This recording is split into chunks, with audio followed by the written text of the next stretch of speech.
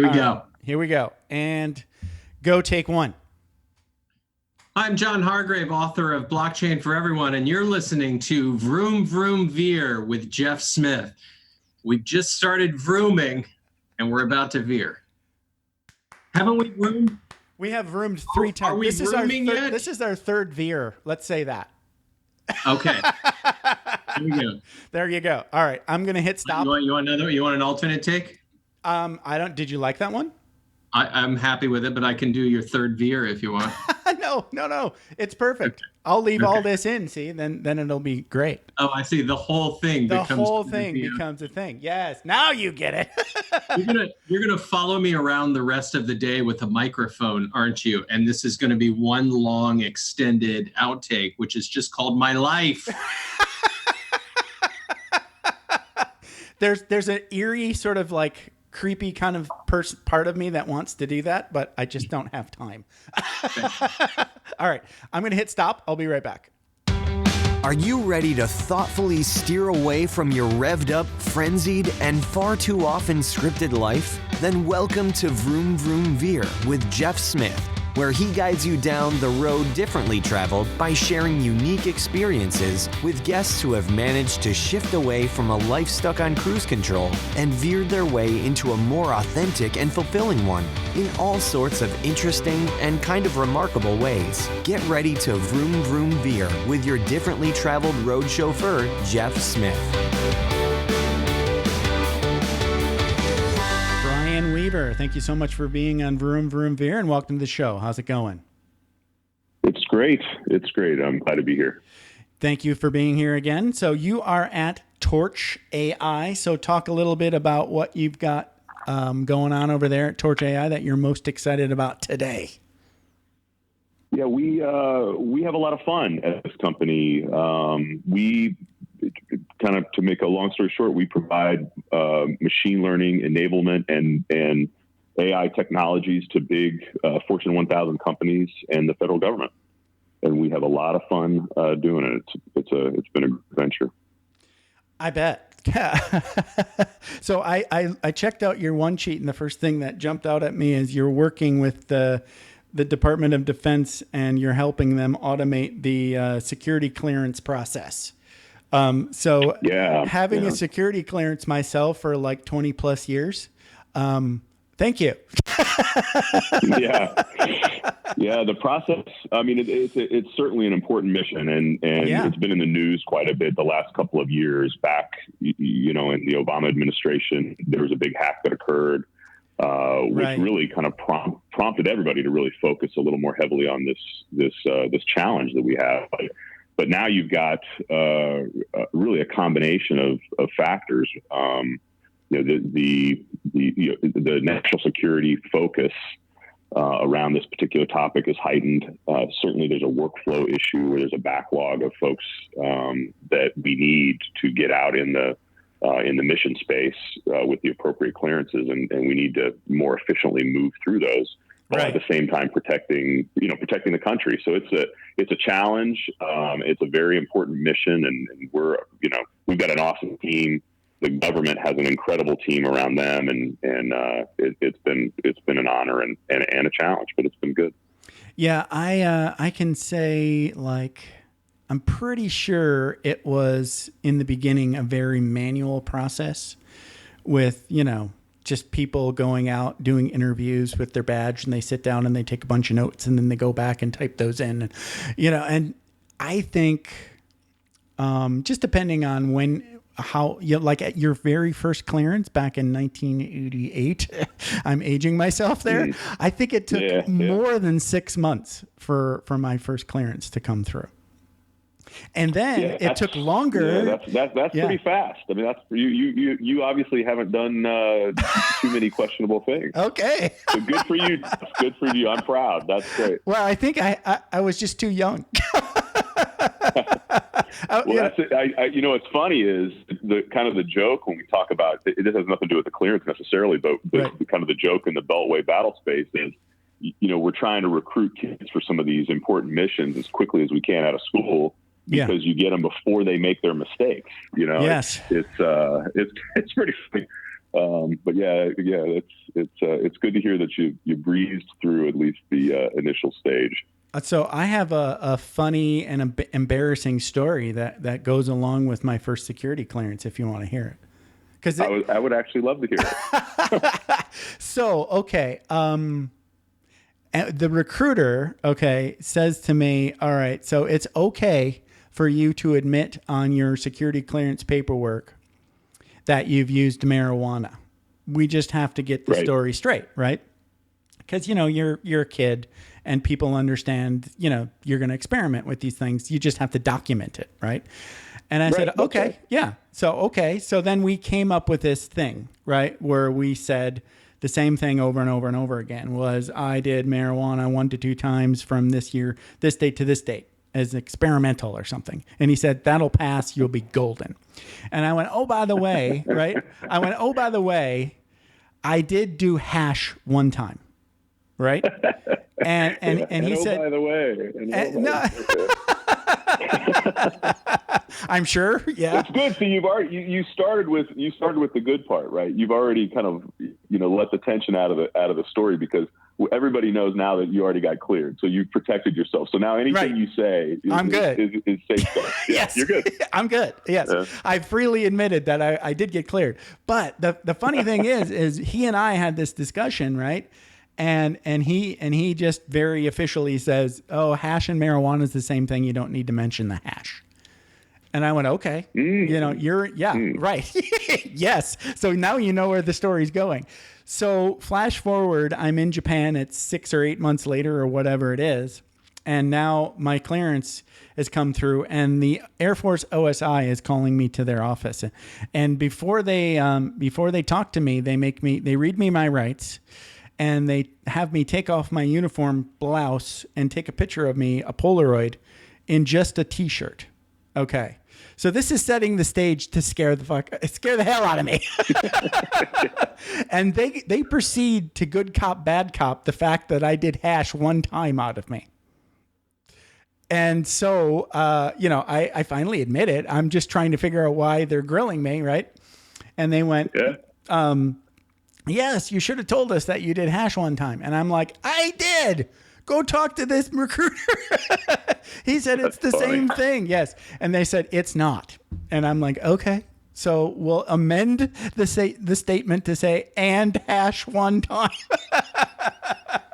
Anyway. Yeah, it's a big deal. It is. The thing. I mean, as you know, I don't know if you've ever been polyed, but when you take a polygraph, that's the key thing is, it is there is zero latitude if you're not honest, and the document that you fill out when you first apply for your government clearance, and our program actually supports the entire federal government, all federal employees, and all kinds of agencies. Right, the DoD has the responsibility for this program, but it's government wide. It's vast. Yes, sir.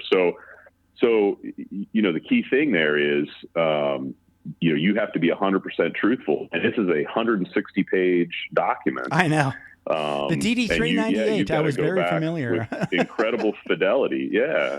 And I think you're probably right. I mean, when you look back on it, not to provide too much, editorial around the process, but, 30, 40 years ago, you had, really, really great tradecraft around investigations. And because of the volume of this, the workflow has changed, and the information or knowledge worker, has evolved. And so there's just a lot more people. There's a lot more requirements. There's a lot more data flowing around. Right. It really creates a really tough problem for this workforce of incredibly talented people.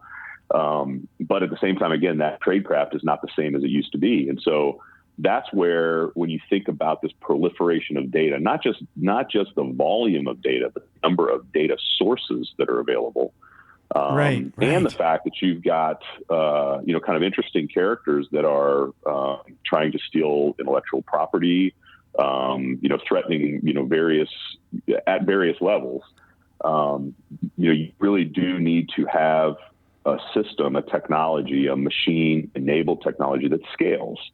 Right. under Yes. the hood of this thing. So that's the real big thing. That's why applying machine learning to this particular challenge is what we all need to do, a perfect and to use continue case to evolve it. Yeah, I mean, it solves a huge problem. So it's a perfect use case because it's so laborious for anybody. I mean, even with the machines helping, it's still going to be a lot of work to do a clearance, and there's so many. Yeah, so good on you for helping out with that problem, and yay, at least Skynet's doing something worthwhile.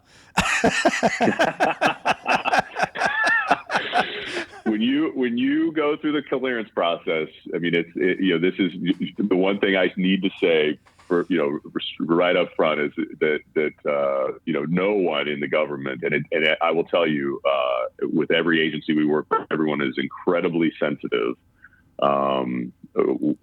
with the concept of making sure that the privacy of American citizens is absolutely protected. Yes. When you submit that 160-page document, you are letting the government and asking the government to look at medical records, criminal records, financial records, and all that other mental stuff. health records, just everything.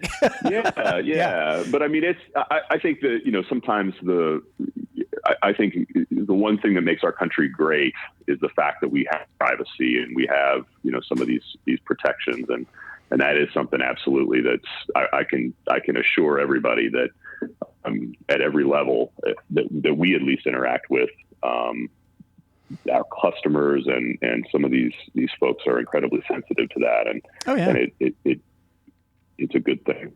As a 20-year Air Force vet, I can say there's no more sensitive, unclassified information as Privacy Act information. I know that. Yep. I mean, everything in the Air Force is FOUO, right? For official use only. You can't even have like a piece of paper lying around that doesn't have FOUO on it. But Privacy Act, whoa, okay. So we need a special drawer for that, right? So you're right, and it's a good thing. So, and we have that right of privacy, the Privacy Act of 1974. Amazing law, right? So good on us, yay USA. Yeah, good on us. And more, even unclassified information is being moved into the secret bucket.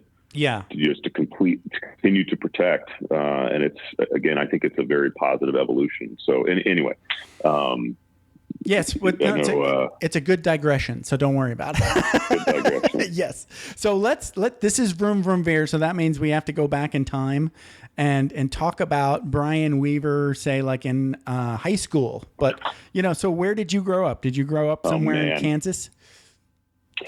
So my father was an Army intelligence officer, a pretty accomplished guy, and did some really cool stuff. He was an aviator in the U.S. Army and flew helicopters early, and then ended up flying a spy plane for the Army called the Mohawk. And it basically took pictures all over the place, and they did all kinds of crazy missions there. And then he went to Special Operations Command and ended up working at an outfit called TAPO that in St. Louis that outfitted rotary wing aircraft with all kinds of cool stuff. And that's how I ended up in the Midwest. He then went back down to Tampa Bay and ended up, believe it or not, managing the president's Red Phone program before he ultimately retired. He was CEO of a aircraft manufacturer for a period of time too. So he had kind of this really interesting, nuanced career. Yeah, and I think it follows what a lot of guys. You're probably very similar to yourself. You spend a lot of time, or your career military. And then you make the leap to commercial, and you hop outside the fence, and you go through some struggles and some evolutions. And I got to witness that as a young kid, and it was pretty fun. And so that set the stage for some attitudes I have about work and life and all of that for sure. Right. Wow. Holy cow. So we were not wealthy. My mother clipped coupons, and we drove an hour to a military commissary so that she could save $110 on a month's worth of groceries. And, that was our life, and it was fantastic. I didn't want for anything, certainly, but, we didn't, we're not poor, certainly, but we didn't have, a lot of stuff. Yeah. We Well, did made you use move of what around we a lot had. And, when you were a kid? Oh, every year. So I was born in Germany. Wow, And fun. I've got one brother. He was born in Alabama. Right. And I did one little stint in the 5th grade in Leavenworth. There's a military school, the Command General Staff College. And so that was as close as I got to Kansas City. Okay. And so, yeah, we bounced around a lot. I never lived in Tampa with my family, but they lived in Maryland and Florida and everything. My family's from Charleston, South Carolina. Okay. Wow. And so, they're all still there. And so that's sort of that kind of family base. But because I moved around a lot, I got used to as you I don't know if you're if you're a military child yourself, or I know you obviously spent some time in the service. No, my dad was in my dad was in the Army, but he was only in like a couple years. So by the time I was born, he was done. So I didn't experience it until I did it myself. Yeah, it's funny, like the kids, I think there were a couple little moments that were, hard when you would make friends and then you have to leave them, for 2 years. And sure. As my father's career became a little more mature, my brother was in high school. That's where he started weighing some of those options, and that's when he decided to leave and become the CEO of this company that made these planes that replaced the spy plane that he used to be the battalion commander of. So when that happened, they planted roots and it was, a little bit more stable. But I moved around every 3 or 4 years, went to 2 different high schools, but ultimately ended up in the Midwest. And then I went to a small state university in a place called Maryville, Missouri, which it's like this crazy little utopia in the middle of the country. And there's a guy named President John Jasinski, who is the president of the university today, and he's an incredible man. And the campus is gorgeous, and the teachers are incredible, and it's small. And so I had a great college experience there. And I think the little glimmers of entrepreneurism and that sort of attitude about life started to reveal themselves there.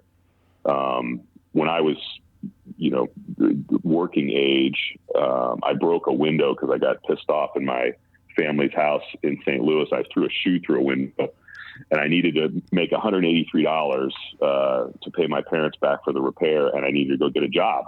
Right. And so that was the start of my working career under duress, and I ended up. I worked at a warehouse company.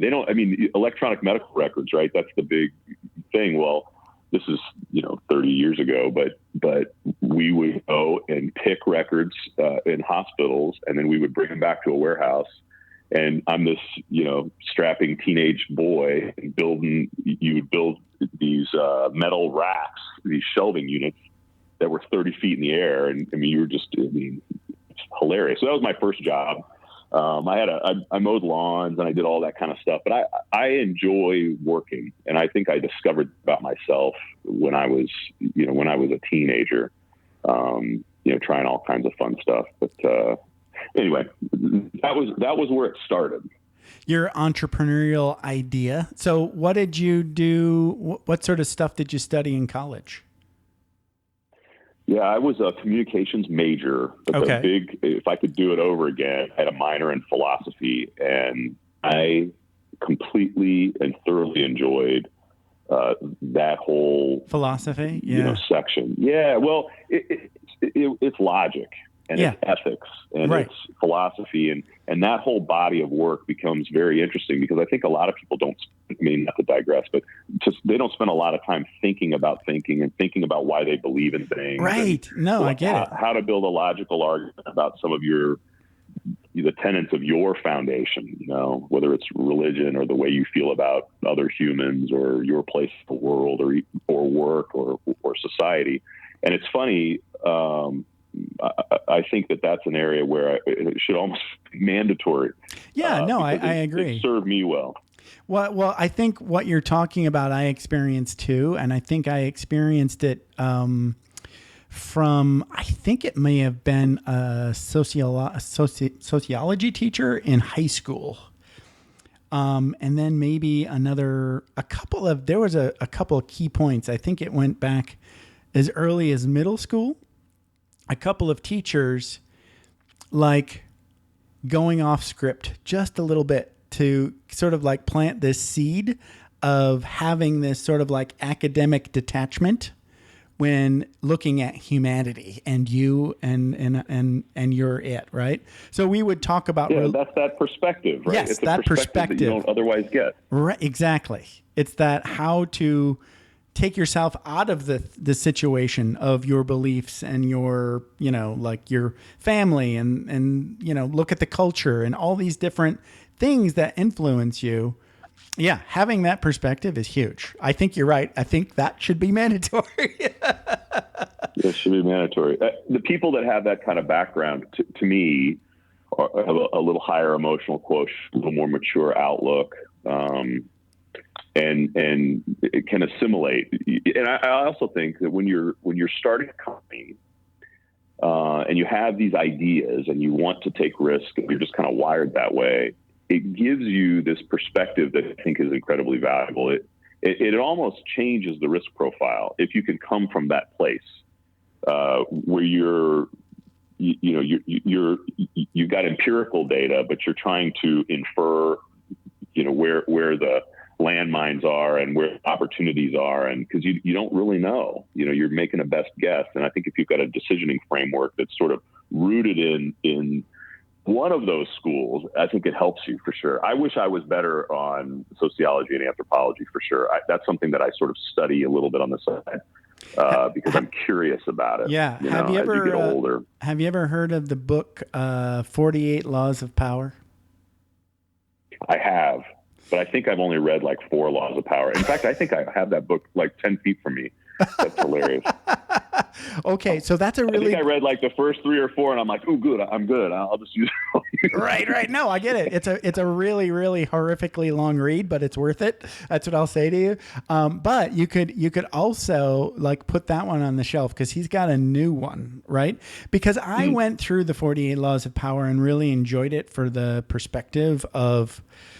It comes from this Machiavellian sort of like, I'm a leader and I'm, you know, destroy my enemies kind of thing, right? And I'm just not that kind of guy, right? So I had a hard time applying the laws to my everyday life, right? And I think you gravitate towards content like that when you maybe you're in conflict with others. That's what. So the reason I didn't finish that book, I'm a lot like you. I don't need to compete with others in that way. But I think if I recall correctly, you know, 3 or 4 or 5 years ago, I had a situation with somebody, some conflict, and I was struggling to deal with it. And I think I turned to that book for some reason. Yes. I bet you that book helped you. Like, you're playing chess with somebody and it provides you some techniques, I guess. Anyway, but that's pretty good. I have an example of, the first law that in that book is never outshine the master. Okay. And this is basically, you know, everybody's got a boss, right? Or a customer, right? Everybody. or everybody. Or you might have, you know, like, you know, it's somebody that you need to appease and or somehow have a successful non-conflict with. How's that sound, right? And if you violate this rule, like he did, he gave an example of how he outshined his boss in a job right out of college. And then he figured that out and he went and studied the whole thing later. But I applied that thing before the conflict even happened, right? I tried to figure out a way to, you know, artfully let this Fed figure something out themselves. Right? Yeah. Yeah, right. You know what I'm talking about. And yeah, I mean that's right. Make them make the decision for you. It's not so much even make the decision. It's more like give them just enough information where they can feel that the win is theirs instead of me going over there and holding their hand. I think he wrote a new book that I want to read. It's called Human Nature or Laws of Human Nature. And it's more this idea of taking those same principles, but just applying it to a guy like you and me is like getting a framework to know humans are just wired this way in a generic way. So if you know that, going in and accept it as how shit is and you're not going to change it, you can succeed a little bit better. Does that make sense? Yeah. Yeah.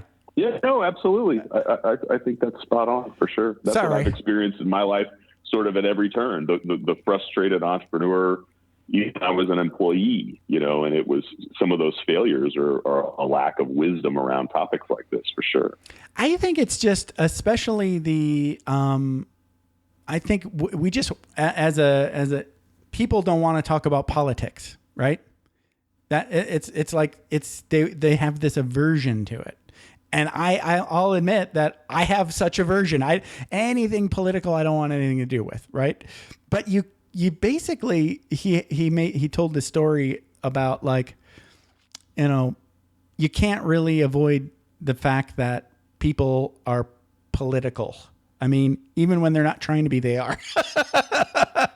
And it's just it's just part of how we're wired. So denying that just is going to always put you in a less powerful position. How's that sound? Well, when you're an entrepreneur where you own a business and you control cash and decisions, you've got this massive locus of control. And when you're dealing with these fragile human beings that you love and that are your friends and that you are creating value with, you've got to understand what they need. What they need, what their psyche needs, what their ego needs, and how to make them feel safe and engaged. And that's not always easy to do. And so it's you're right. I always say it's kind of a funny thing. Like the cosmos reinforces bad behavior with an entrepreneurial CEO or a guy that owns the company, because the world reinforces the idea that you just need to get stuff done, sometimes at the expense of others, and it's really an immature way of looking at it. But the problem with some of it is, again, like I said, the cosmos reinforces some of these themes. Your customers are relying on you; they trust you, and so because they know you're going to deliver, come hell or high water, you're going to deliver for them, and you're not going to let them down, and you've got to figure out how to rise above any kind of little speed bump and make sure that you're continuing to deliver value if you want to be successful. I mean, that's for sure. So it's learning lessons like this from books like that. If you can absorb and test some of those things yourself, it's a great way to shortcut, because that wisdom comes, again, in my experience. I'm 46 years old today. I think I've learned way too slow. And I have not benefited from the wisdom of others. And I don't know that I don't see a very clear path to figuring that out any faster. But I will tell you that I'm incredibly frustrated by some of that. I look at people that in their 20s and 30s have done these incredible things, and I'm jealous, because my assessment is that they have some of that wisdom. And somehow you and I missed the boat. I don't know that that's completely true, but I get it. I'm going to tell myself it is. Yeah. No, I get it. I felt the same way too. So don't think you're alone in that, because, and there's nothing wrong. I think the first step to knowing you have something to fix is knowing you have something to fix. Right. So, right. Nothing wrong with that. So again, I love these diversions, but let's get back to the story of your life a little bit. So what was your, appreciate it. Yeah. What was your first job, say, out of college? Yeah. I was the student union manager at my university, and I basically rolled tables up during the day and early evening. And then I spent all night polishing a resume and blasting it out to pretty much any place I could find an address. And I ended up meeting a guy that was working for a newspaper that was owned by ABC Cap Cities, that was subsequently bought by Disney. And that began this kind of journey. And so my first job was actually selling advertising for a major daily newspaper in Kansas City. And that's why I ended up in Kansas City. And I was only there for a short period of time, but I actually tried to start two companies there. That was when I wrote my first real software program, was actually at that company. And it's actually kind of a funny story. I don't mean to share the story. I don't have a big ego at all, and I hope this story doesn't sound like that, but I was one of the top, sales executives at this company. And I had such a high volume of orders that I kind of broke the system, and I ended up buying my own laptop. This is back when, believe it or not, there were no laptops on desks. Okay. They handed you a phone book, a couple of pens, and a green bar report with a bunch of, orders on it from a year ago. And they said, go to it.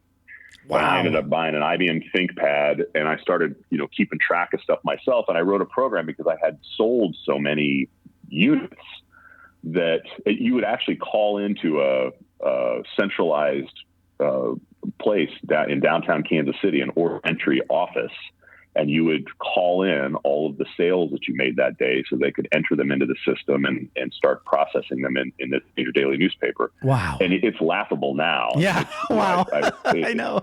Even telling this story right now, I don't know that I've ever told like that granular in detail, but this is where everybody says in their kind of their midlife, this is aging me. But it's okay. I was literally the first employee of this company to have a computer on their desk, and I bought it myself.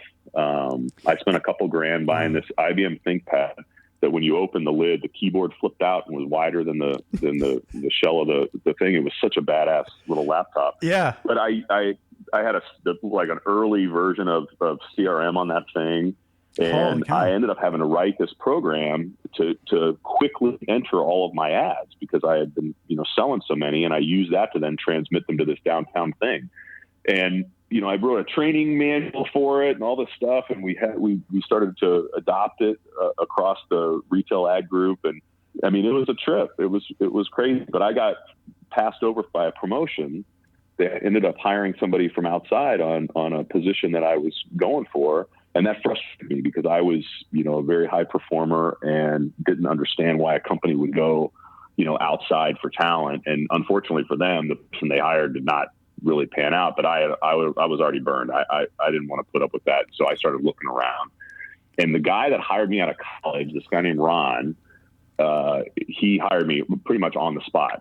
He hired me at the Star. He went and left to work for this Miami-based company. It was a much larger media company that was owned by a conglomerate up in Pittsburgh, Pennsylvania. And he hired me on the spot to manage a bunch of people in the office in Kansas City, but we managed staff between Colorado, Utah, and Texas. Wow. And one day, a couple years into that, I get a call from a guy I knew that and this is kind of a fun story because I got in trouble at work, and that's how I started my first company. And I like it. This is that story. Yeah. And so you talk about, I know that your show is really all about hardship, and I would go up against anybody with some of the setbacks I've had. And yeah. I've enjoyed a lot of success, but man, oh man, it was pretty hard earned. So they all come at a price. Yeah, that's right. I think it does. I think it does. I think it does. So I'm in this company, and I get this random phone call from a guy that says, "Hey, we've got this opportunity, Brian, to do some marketing related stuff for the new NASCAR track, and we want you to do it."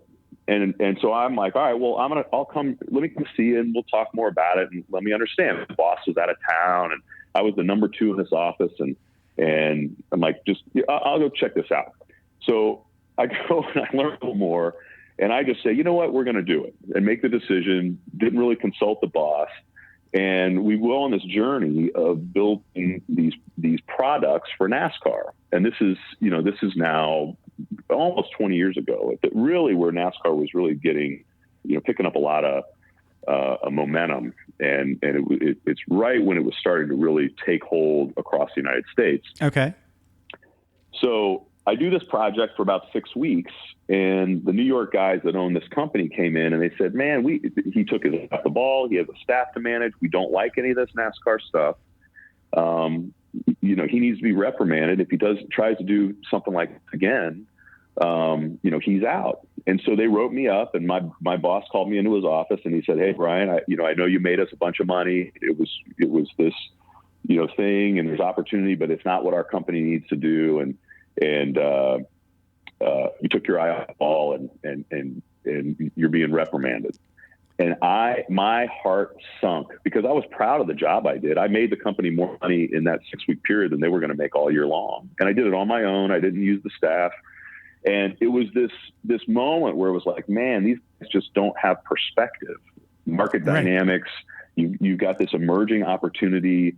You've got all the capability, and it's just adjacent to what you're doing, and you're just not paying attention. These New York guys, they really didn't understand what was going on, kind of the zeitgeist of culture right at that moment. Okay. And so I decided to quit. I was like, all right, I'm out of here. And so I tried to get NASCAR to hire me, and they couldn't pay me what I needed to make because they were hiring fans, not executives, really. Right. And so I asked this guy, Jeff, the customer, I said, well, if I start a company, will you be a customer of mine? Because my employer doesn't want to do this anymore. And he said, absolutely, we'll do it. So I started a company, and out of my bedroom in my home. And over a 3-year period, I went from having, working with basically one facility to owning basically all racetracks in the United States across multiple types of racing, NASCAR, Indy racing, AMA superbike racing, sports car racing, all that. And so I launched an office in Daytona, Florida, and we went crazy, and it was a blast. That's and the amazing. business grew like crazy. And so 3 years after that, I get a call from a guy. If you're familiar with Rob Report, that magazine, there's a guy that owned Rob Report that called me and said, hey, Brian, you've got an opportunity. I'm going to turn down a bid to buy your old employer out of Miami. You should go in and put in a bid. So 3 years after I left that company, I had made just a ton of money in that NASCAR space. And I put a bid in to acquire my former employer, and the one that reprimanded me. And I was sitting in the back of my brother's BMW in Tampa, Florida, and called the broker and put a bid in and wrote him an earnest check. And weeks later, I owned that company. That's amazing. That was my first, it was like, all right, that's the cosmos reinforcing risk taking, right? Yes. It can be fun. Well, so then I acquired that business, and it was sort of again, like I said, adjacent to what I was doing elsewhere. And I actually started to reinvent that business. So the fortunate thing for me was I was able to acquire that business, and I doubled it within 18 months probably, because it just needed a fresh set of eyes and somebody to pump some innovation into it. So that was the beginning of my journey as an entrepreneur and a business owner. That's amazing. It was fun. And I think I know now why you put down the 48 laws of power. Okay, because you basically just told me how you outshined the master twice. You got in trouble both times,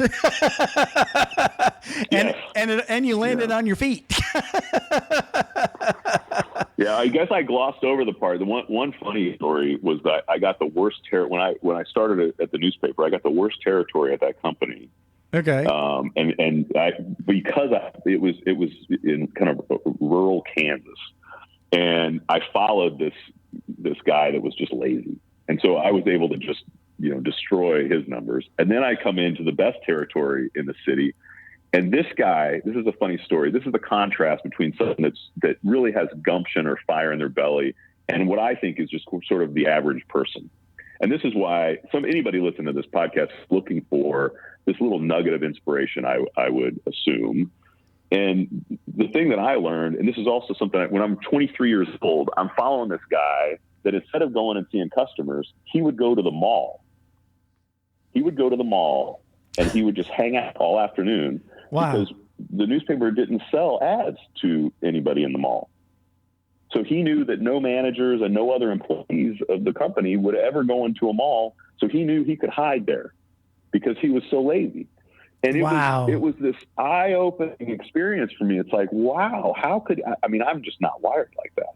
Right. And so it was like, let's go look for opportunities where there's either complacency or there's missed opportunity or there's adjacent markets. And it starts shaping attitudes about how you ultimately create value for customers and for yourself. I think so. What your story there, right, identifies like one of the key attributes to know whether or not you're wired for an entrepreneur. So, if I were to hang out with this guy in the mall, right? And I'm young and impressionable, I'm going to be like, this is awesome. I can go to the arcade. Really, I'm being honest now. I can screw around all day, right? And look, I'm hanging out with my boss.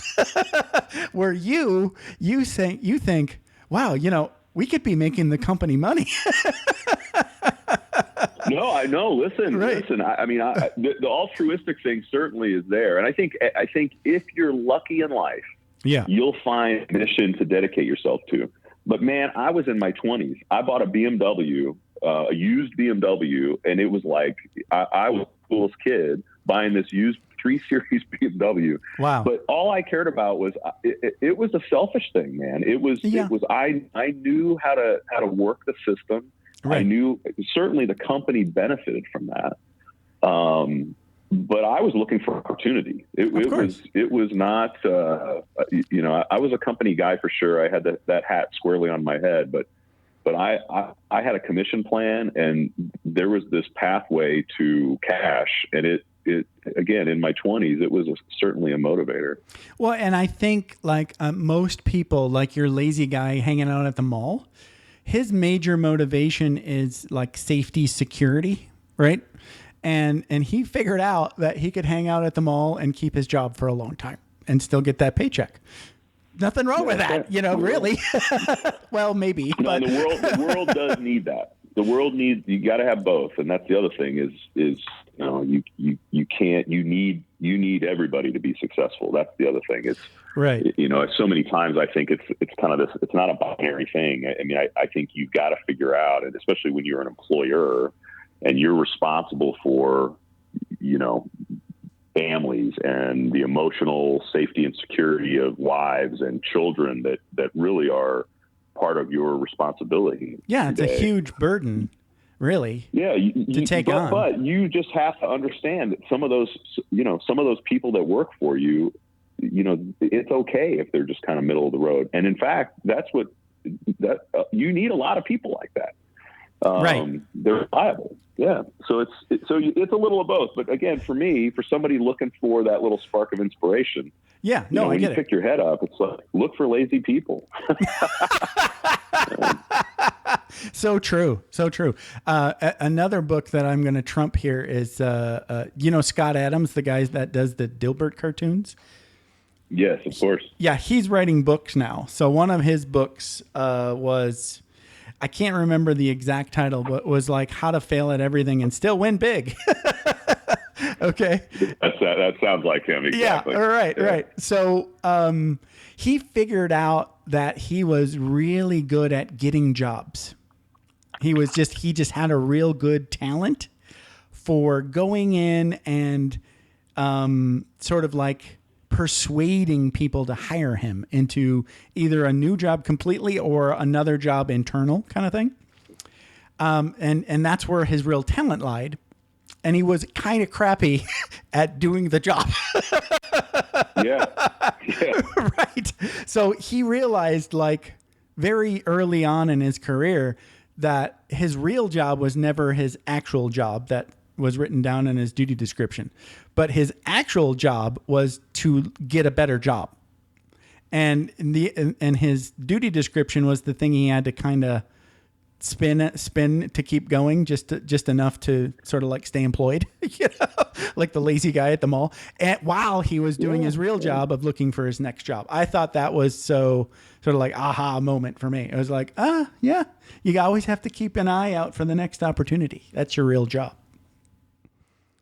Yeah, I think that's true. I think as an employer, one of the things, you don't need people to be loyal to you. And in fact, if you chase that, you're asking for trouble.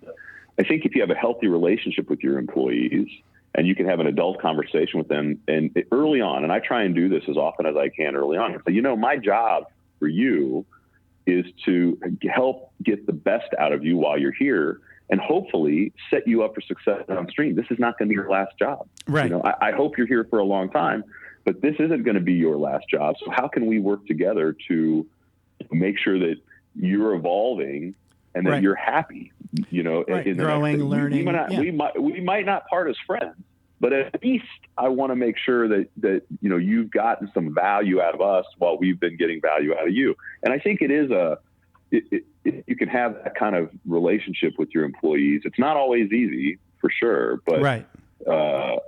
I think as an employer, if you can have that kind of relationship, you should try. And as an employee, you should really almost force those kind of conversations with your employer or your boss, and if it's a department manager. Yeah. And just be open. It ends up being a much healthier environment for both sides. Okay, so great fun, good digression again, but let's get back to the main story. So now, how did you end up doing your current business, Torch.AI? And because that's got to be like, it's a really interesting idea, getting into machine learning. Obviously, you picked up some software writing skills somewhere along the way. You didn't do that in school. So how did that happen? Yeah, that's right. Yeah, so I mean, I always, I'm a tinker. I'm a super curious person by nature. My mother was a great shopper, right? Out of necessity, because we didn't have a lot, but Right. but I picked up some of that stuff, and so I'm just innately curious. But when I, believe it or not, when I started working with NASCAR, the way I won that work was building data sets around NASCAR fans. So I actually built, we didn't call them algorithms at the time. Nobody really knew what that really was. But fundamentally, I had in Microsoft Access, I had built with a bunch of actuaries that I hired from Sprint that worked nights and weekends to build all these models for me. We built all these very rich data sets around fans, demographics, psychographics, spending behaviors, where they were coming from, all that other kind of stuff. And then programmatically began delivering content that comes from sort of my marketing background, but programmatically delivering content. By the way, there was no technology to do this. Right. This is way, this is early days. Yeah. I figured out how to, and this is what really got me really going in a big way in the motorsports arena, and then certainly beyond. But I had figured out how to set up these racetracks and the racing series for success with season ticket sales. So I had figured out that there was a bit of a formula to encourage someone to improve the probability that they would become a season ticket holder the next year. Okay. And it was little things like they need to stay in a great hotel, need to have a great meal, and we need to make it easier for them to access some of those things. So that technology enabled service, at the time it was really data enabled. That really took hold, and it proliferated all these different tools that we would use. So then I got in the jewelry business, did the same thing for very high-end jewelry brands. Never worked for watches. I love watches, but the watch market is crazy. I did super high-end jewelry, New York and California and the U.S., and NASCAR, kind of two sides. And so that methodology of using data to not only sell things, but actually to improve the engagement that the customers, may have, that was always rooted in everything I did. So that business started to grow, and I was always fearful. I have this, if I have a screw loose, it's that I'm in constant fear. And I'm always, a good friend of mine told me a long time ago, everybody's running from something. And for me, it's fear of failure. And I am always looking down the road to either diversify or test and experiment in a market, but using the same sort of rubric that I built, in my 20s and 30s. So when I evolved in 2009, I acquired a healthcare company that was really doing the same kind of thing, big data business around FDA-regulated medical devices. So I had used the money that I made it in NASCAR space, and I acquired this company. Okay. And it was based in LA, and it was crazy. That whole, I could take up an entire podcast telling you about the transaction alone. It was crazy the way it went down. Okay. I was looking for another CFO because I was really I had some capital to deploy. And I was looking for a CFO, and the guy that I fell in love with he was selling this company, and he ended up going down to Florida and being a CFO of like, Miami Heat or something like that. But anyway, I ended up buying this company, and then over a period of a year or two, recruited an incredible executive, a guy named Don Ransdell, who's the current CEO of this business. And he and I we hatched a plan to evolve this data business and what was fundamentally a almost 40-year-old medical journal company into this new style of business with machine learning and some of these other things enable more of an analytics capability. And we set out to acquire a bunch of businesses to bolt onto this thing. And then we ended up meeting some technologists that had done some really interesting work for some businesses in Kansas City, including a company called VML, who's now owned by WPP. But I met a guy named Jay Cha, who is the current CTO of Torch. And Jay and I had an awesome meeting of the minds. And I said, here's what I'm trying to do in healthcare. And he goes, well, don't buy anything. He goes, I've done this for VML and some other folks. Let me see if I could build it for you. And we started on this journey together of building really the most advanced version of a machine learning business you can imagine. There's some nuance to applying artificial intelligence to a workflow and all that. And I'll reserve some of that. I won't get too deep in the weeds on that. Right. But that business is full of, tons and tons of competitors, and there's lots of issues with deploying the technology. It's hard to do, especially at scale. The big enterprises like we work with, H&R Block, Microsoft, right. Seaboard Corporation, and of course, and you're doing the federal government, so that means it's just a nightmare of compliance. Yes, you have to have an army of lawyers just to get compliance. Yes, I know. Right. So we built this thing. The journey was pretty crazy. So it was sort of Don and I had this idea, and to Don's credit, he, as the CEO of the business, made the decision to focus on data analytics as a category.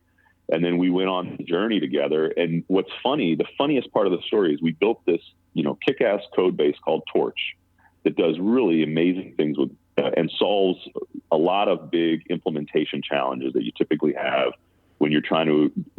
We only deal with critical decisioning. If life or death decision needs to be made, you cannot get it wrong. You have to know, why am I, agreeing, not agreeing, and why is the machine telling me this data? It's complete transparency and attribution. Okay. So that's the only place we play in. We play where it's life or death, or somebody's going to lose just a ton of money if they get it wrong. No fudging allowed. It's gotta be right. Yeah. No. I say often, no science. Yes. That's not us. Gotcha. So we end up with this idea of applying this across healthcare, and we started getting early traction. And then a good buddy of mine used to run a huge chunk of Microsoft. He was the GM over Dynamics and Office and all this other stuff. This awesome guy named Fred Studer, one of the coolest guys you'll ever meet. And he saw Torch, and he goes, Brian, I have to have it. And it was like, right turn Clyde. And all of a sudden, just gravity started to pull us into enterprise. That then led to us working with H&R Block, where today we handle a lot of their fraud work. All the transactions go through our platform.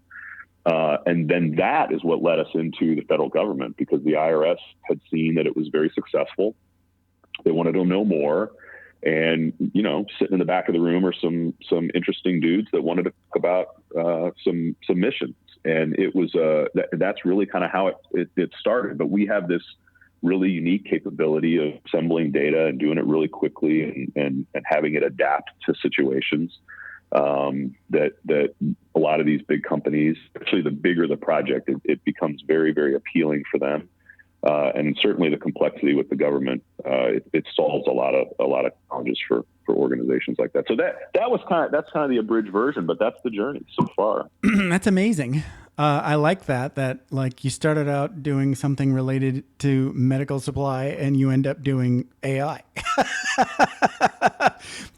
So that was it was AI, and I still own that company, by the way, but they have a really incredible data and analytics and risk sensing capability themselves. But okay. The notion was always to apply AI to that data set. Gotcha. It was just a market sector. I mean, that's anything, I kind of have a couple of rules that I live by, and one of them is understand the market. It's got to be worthwhile. Kind of startup 101, right? I need to size the market, and is the opportunity big enough? Right. I'm not interested in building a lifestyle business. I'm interested in building a large company that is growing fast. Yes. Yeah, but one that grows fast. I mean, that's the fun part. That's intellectually stimulating. Yeah, that part, and it's hard. Well, and I think because you've got all kinds of probably really cool rock solid IP on your Torch.exe there, that you're probably very buyable, right? I mean, there could be a sale at some point. Like you could get bought by Google, you could get bought by Facebook, you could probably get bought by Microsoft real easy because they're huge in the government space. We plug into a lot of big players. It's actually kind of funny. It's like you look at an architectural diagram on some of the projects that we're on, and they're either unicorns or these massive businesses. And the thing that's interesting about us is I've funded this thing almost entirely by myself. That's great. Good for you. Congratulations. We're one of the only 100% U.S. owned AI firms, which is also really unique, especially in the mission space that we're in. Right. And when I say that, I mean that there's a lot of investments, a lot of venture investment, especially in our space. Mm-hmm. And with that, comes lots of money from global money. It becomes an interesting challenge for the United States. But yeah, it's that part's been really good. And I think building a business like this, where we plug into some of those guys, we are very mission focused. I actually, the thing about me that's maybe different is I've never really cared about the money. It really isn't about the money. I want to make sure that I've sized the market where it makes sense to pursue, but I'm then looking for the hardest problem in that particular sector. Because it's interesting. And then, it's interesting. Yeah, man. It's fun. I'm a curious guy. Right. The thing I don't quite understand in the world, when you have these people and you watch YouTube videos and all this other stuff, and there's like all the kind of sex appeal of all the garbage that they own, but it doesn't interest me. It's not intellectually stimulating. To me, these problems and solving problems is the key thing. Figuring out how to get somebody to buy another season of NASCAR tickets, all the way to, how do we make sure that this new medical technology gets in the hands of a surgeon faster so they can save lives? Those are these kind of things that I grew up enjoying. Yeah. And then today, again, it's that engagement, emotional, intellectual, financial engagement that really gets me going. I think that's the part that I've loved about my career is I've been able to have the freedom to try and help solve problems for people. And money follows. If you do a good job, it'll be there. That's the easy part. One of my bosses, I think I was in England, and my boss was a major. Later on, he was a lieutenant colonel, but he was a major at the time, right? So his office was like the big colonel's office, and then I was in the front part of the office. If you're getting the visual. Oh yeah. So he spent I've been in rooms like that. Yeah, I'm sure you have. Right. So I'm in the front, right, and I'm all alone there for like a lot of the day. So he's listening to all the people come in asking me questions, right, and he knows I don't know the answer, right. I don't know the answer. They come in and they go, "Hey Jeff, I wanted blah blah blah," and I don't know how. And I'll be like, all right. And I would go through this 10-minute conversation that he would listen to. And by the end, they'd walk out and know what to do. Right. And he would just come out and go, "You know what you're really good at?" And I'm like, what? And he'd like, "Figuring shit out." That's funny. I went from clueless to know the answer in 10 minutes, where this other person, who's its job to know that, came, they got to checklist, step A, step B, step C, step D. In their checklist was talk to Jeff, because you don't know what to do next. I was, I'm still that guy. That's good validation. It is. Not only is it job security, but that'll feed the ego for a couple of weeks. At least. That's awesome. So as we wrap up, how can people best get in touch with Brian Weaver at Torch.AI. Yeah, we've got a website, certainly at Torch.AI or Torch.AI.com. Would be great to hear from people there. And I'm on LinkedIn. Perfect. But I'm always interested in connecting with people that, need help. That's the one thing that somebody shared with me before is entrepreneurs. Actually, Senator Jerry Moran, his office on the Hill. And he said, Brian, one of the weirdest things about entrepreneurs, they just want to help other entrepreneurs and other people. And I think that's accurate. So anybody that needs help or is mildly inspired by any aspect of this meandering story, it was fun. I'd love to connect. All right, Brian, thank you so much. And you have a great day. Yeah, Jeff, thank you. Enjoyed being on the show. All right, have a good one. Bye-bye. Thanks for taking the time to ride along with us on another episode of Vroom Vroom Veer. For podcast info and show notes, be sure to head over to vvveer.com. That's VVER.com. Man, that's fun to say. And we'll catch up with you next time here on Vroom Vroom Veer.